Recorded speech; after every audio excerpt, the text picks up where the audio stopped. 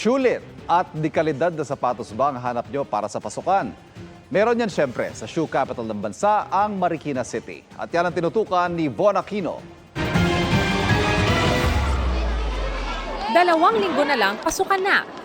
Kaya ang ilang magulang abala na sa pagbili ng sapatos sa shoe capital of the Philippines, Marikina City.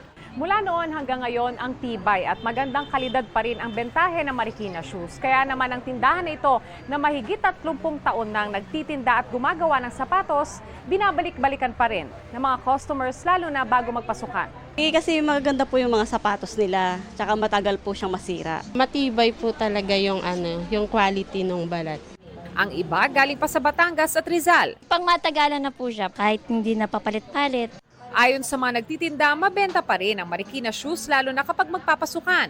Pero aminado silang dahil sa kompetisyon sa mga murang imported na sapatos, humihina ang industriya.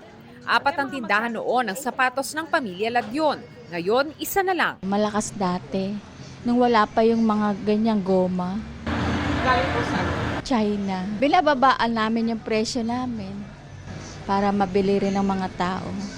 Pero kahit binabaan ng presyo, hindi raw kinokompromiso ang kalidad. Sa Tianggi na ito, Marikina Shoes pa rin daw ang hanap ng mga customer.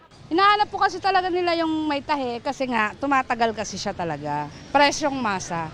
Para tulungan ng shoe industry, binuksan ng lokal na pamahalaan ang Balik Eskwela Shoe Bazaar sa likod ng City Hall.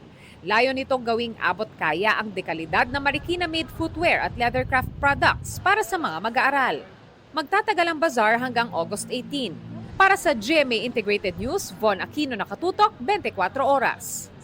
Mga kapuso, patuloy na tumutok sa mga balita. Mag-subscribe sa GMA Integrated News sa YouTube.